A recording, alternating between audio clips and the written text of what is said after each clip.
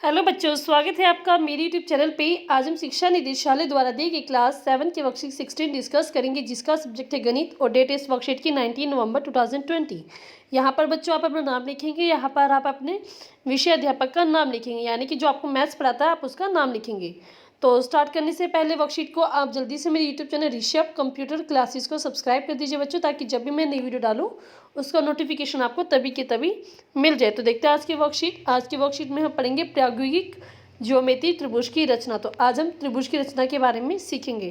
तो देखते हैं इसके क्वेश्चन आंसर। आइए विचार और चर्चा करें। तो किसी तल में एक बंद आकृति जिसकी 3 भुजाएं और 3 कोण होते हैं उसको क्या कहते हैं। तो हमें यहाँ पर एक ऐसी आकृति का नाम बताना है जिसकी 3 भुजाएं होती हैं और 3 कोण होते हैं। तो उसका नाम क्या है बच्चों? त्रिभुज। क्योंकि हम त्रिभुज के बारे में ही बात करें तो इसका आंसर क्या हो जाएगा बच्चों? त्रिभुज। नेक्स्ट क्वेश्चन हम देखते हैं। एक त्रिभुज के तीनों अंत्य कोणों का योग कितना होता है। इट मीन्स क्या है कि जो एक त्रिभुज होता है उसके 3 जो कोण होते हैं उन तीनों का सम कितना होता है बच्चों? 180 डिग्री होता है। ठीक है, नेक्स्ट हम देखते हैं। एक स्थान भरिए। त्रिभुज की किन्हीं 2 भुजाओं की लंबाइयों का योग तीसरी भुजा की लंबाई से डैश होता है। इसका मतलब क्या है कि अगर 2 भुजाओं को प्लस करें तो वो तीसरी भुजा से हमेशा क्या होता है बच्चों? अधिक होता है। तो इस पर आप अधिक पे टिक कर देंगे। नेक्स्ट, भुजाओं और कोणों के आधार पर त्रिभुज का वर्गीकरण कीजिए। तो हमें पता है त्रिभुज में 2 चीज़ होती है, भुजाएं और कोण। तो उन दोनों के आधार पर हमें देना है कि त्रिभुज कौन कौन से होते हैं। तो देखते हैं इसमें हम भुजा के आधार पर वर्गीकरण है ये हमारा। भुजा के आधार पर जो है त्रिभुज वो हमारे 3 टाइप के होते हैं। विषमबाहु त्रिभुज, समद्विबाहु त्रिभुज और समबाहु त्रिभुज। समबाहु त्रिभुज में क्या होता है? कोई भी भुजा हमारी बराबर नहीं होती, सभी भुजाएं क्या होती है? अलग अलग होती है। और समद्विबाहु में क्या होता है? 2 भुजाएं हमारी एक जैसी होती है। जैसे इसकी लेंथ अगर 5 है तो ये 5 होगा और ये कुछ अलग होगा, मान लो ये 7 होगा। मतलब 2 भुजाएं बराबर होती हैं। और समबाहु में क्या होता है? तीनों भुजाएं बराबर होती है बच्चों। ठीक है, तो ये क्या है हमारे? क्या भुजा के आधार पर वर्गीकरण है त्रिभुज का। नेक्स्ट हमारे पास कोण के आधार पर वर्गीकरण। तो कोण के आधार पर वर्गीकरण क्या? न्यून कोण, अधिक कोण और समकोण। न्यून कोण में क्या होता है हमारे पास? 90 डिग्री से छोटा एंगल होता है। ठीक है, और अधिक कोण में 90 डिग्री से ज़्यादा होता है एंगल। और एक इसमें क्या होता है? समकोण में एक एंगल 90 डिग्री का होता है, तो उसको हम बोलते हैं बच्चों समकोण। तो ये हमारे 4th क्वेश्चन का आंसर हो गया बच्चों। अब हम देखते हैं इस वर्कशीट में आगे। आओ सीखें कि दिए गए मापों से त्रिभुज कैसे बनाया जाए। हमें याद रखना है कि फर्स्ट क्या है?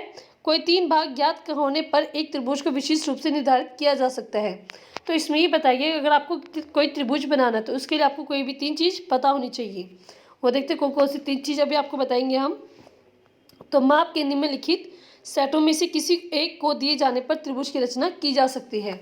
तो यहाँ पे हमें 4 चीज़ दी गई, अगर इनमें से कोई भी एक सेट हमारे पास है तो हम त्रिभुज की रचना कर सकते हैं। तो देखते हैं कौन कौन से सेट है। फर्स्ट क्या है हमारे पास? तीनों भुजाएं। तो तीनों भुजाएं इक्वल होनी चाहिए। 3 भुजाएं होनी चाहिए, इक्वल नहीं, 3 भुजाएं होनी चाहिए हमारे पास, तब हम त्रिभुज की रचना कर सकते हैं। सेकंड क्या है? हमारे पास कोई 2 भुजाएं हो या उनके बीच का कोण हो। ठीक है, 2 भुजाएं होंगी और एक कोण होगा, तभी हम त्रिभुज की रचना कर सकते हैं। और कोण क्या होना चाहिए? बीच का होना चाहिए, जैसे एस साइड, एंगल साइड, मतलब जो एंगल है 2 साइड के बीच में होना चाहिए। थर्ड है कोई 2 कोण हो और उनके बीच की एक भुजा हो। तो इसमें भी क्या 2 कोण हो हमारे पास और उनके बीच की एक साइड हो। जैसे 2 कोण है और इसके बीच की एक साइड होनी चाहिए हमारे पास।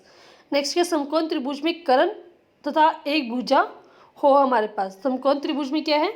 एक हमारे पास समकोण त्रिभुज अभी मैंने बताया जिसमें 90 डिग्री का एंगल हो, एक कर्ण हो हमारे पास और एक भुजा हो, तभी हमारे पास हम समकोण त्रिभुज बना सकते हैं। तो ये 4 सेट है, इन चारों में से अगर हमारे पास कोई भी एक होगा तो हम अपना त्रिभुज बना सकते हैं।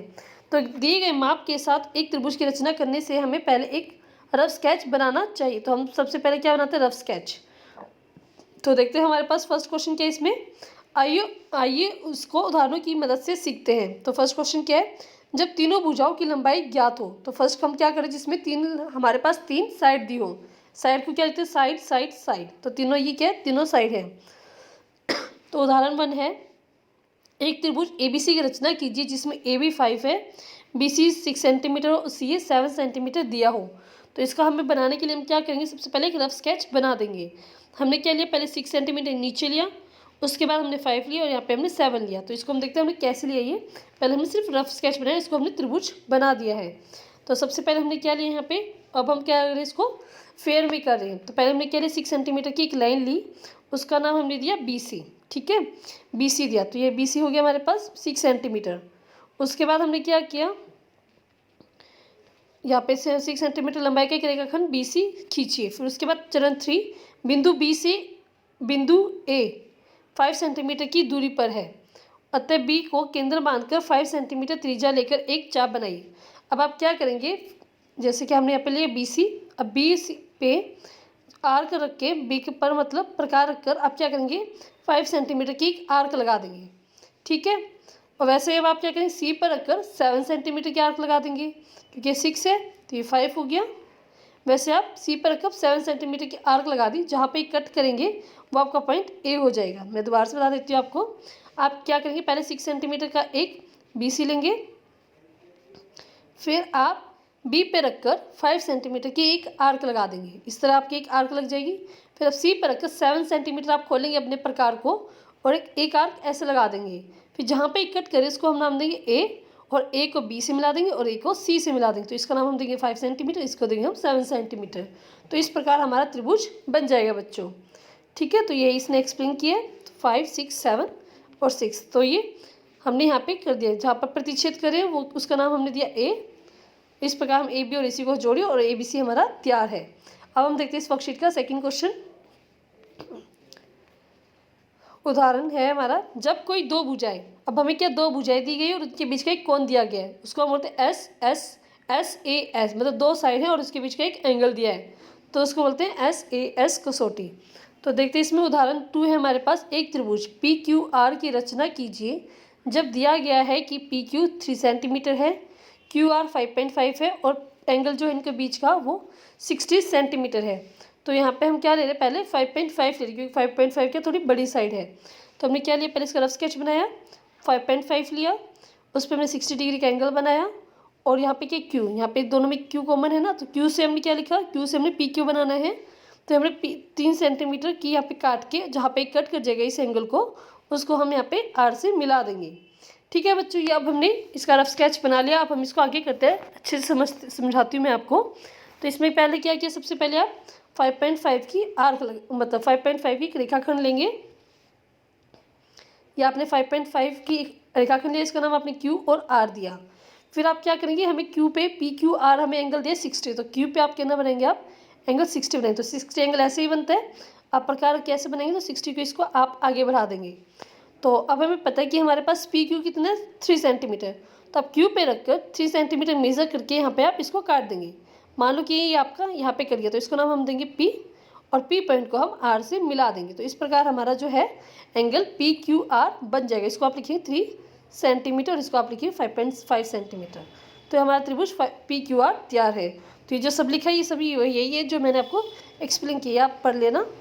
ठीक है, पूरे इसने बनाया, पहले 5.5 60 डिग्री, फिर इसको कट किया, फिर कट को इसने मिला दिया, तो ये हमारा एंगल बन गया बच्चों। अब हम देखते हैं इस वर्कशीट के क्वेश्चन आंसर, जो हमें प्रैक्टिस खुद से करनी है। चलिए अभ्यास करें। एक समबाहु त्रिभुज की रचना करें जिसकी भुजा 5.5 सेंटीमीटर दी गई है। तो हमें इसमें कौन सा त्रिभुज बनाना है बच्चों, समबाहु त्रिभुज। तो समबाहु त्रिभुज मैंने आपको बताया कि समबाहु त्रिभुज वो होता है जिसकी तीनों भुजाएं बराबर होती है। तो इट मीन्स अगर हमें एक भुजा दी गई है तो वो दोनों जो बची हुई भुजा है वो भी 5.5 सेंटीमीटर ही होंगी। तो बनाते इसको। तो इसको बनाने के लिए आप क्या करेंगे, 5.5 सेंटीमीटर की लाइन खींचेंगे। ठीक है, तो इसका नाम हम देंगे ए बी, कुछ भी नाम दे सकते हैं आप इसका।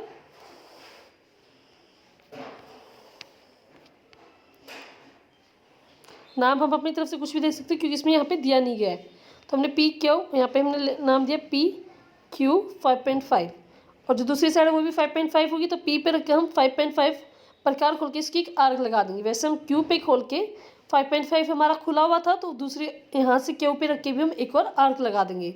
इसको नाम हम देंगे आर। अब हम आर को पी से मिला देंगे और आर को ही क्यू से मिला देंगे और इसका नाम हम लिख देंगे 5.5। तो ठीक है, तो इस प्रकार हमारा पी क्यू आर ट्रायंगल बन जाएगा। अब ये ध्यान देना, इसमें तीनों साइड क्या हमारी बराबर होंगी क्योंकि क्या है, समबाहु त्रिभुज है और समबाहु त्रिभुज की सारी साइड इक्वल होती है बच्चों। अब हम देखते हैं नेक्स्ट क्वेश्चन। ट्रायंगल एबीसी की रचना करें जबकि A B 3 centimetre, B C 5.5 और triangle A B C 60 degree हो। ठीक है, पहले हम इतना ही देखते हैं इसमें। तो इसमें हमें क्या करना है, पहले हम बी सी लेंगे।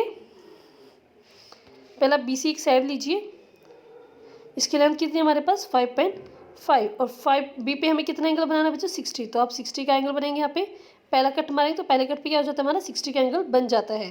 तो इसको हम लेंथ का नाम देंगे x और हमें ए बी कितना चाहिए बच्चों 3 सेंटीमीटर। तो हम ए बी को 3 सेंटीमीटर मेज़र करके यहाँ पे हम एक आर्क लगा देंगे। तो इसको हम नाम देंगे ए, जहाँ पर ये बी एक्स को काटेगा उसका नाम हमने दिया ए। अब ए पॉइंट को हम सी से मिला देंगे। इसको आपकी कोई लेंथ की मेजरमेंट की जरूरत नहीं है, ये आप ऑटोमेटिकली आपको कंबाइन कर देना है। और ए बी की लेंथ आप लिख देंगे 6 सेंटीमीटर। ठीक है, तो ये हमारा बन गया ट्रायंगल ए बी सी। अब आप एक बात ध्यान देंगे, इसमें आगे पूछा क्या है, इस ट्रायंगल ए बी सी को काट कर अगर पी क्यू आर पर रख देखिए। जो पी क्यू आर कौन सी बात की थी, जो हमने अभी यहाँ पे बनाया था। तो आप क्या देखते हैं, आप एक चीज़ देखेंगे कि जो इसके मेजरमेंट हैं, जो पर हमारे सेकंड क्वेश्चन में दिए गए मेजरमेंट उसके ही बराबर है। ठीक है ना, देखो ये दिख रहा 5.5, 3 और 60, ये तीनों चीज़ की हमारी सेम है।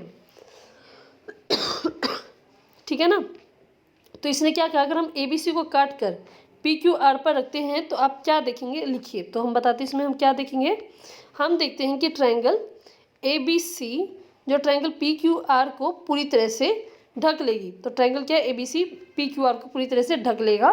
तो ये क्या है, हमें नीचे का जो एंगल है पी क्यू आर वो हमें दिखाई नहीं देगा। इट मीन्स क्या है, दोनों बराबर हैं। तो इस प्रकार हमारी पूरी वर्कशीट कंप्लीट हो गई है। अगर आपको वीडियो समझ में आई, अच्छी लगी तो इस वीडियो के लिए एक लाइक जरूर कीजिएगा, दोस्तों के साथ शेयर कीजिएगा बच्चों। मेरे YouTube channel Rishabh computer classes को सब्सक्राइब करना ना भूलें बच्चों। थैंक यू बच्चों, थैंक यू वेरी मच।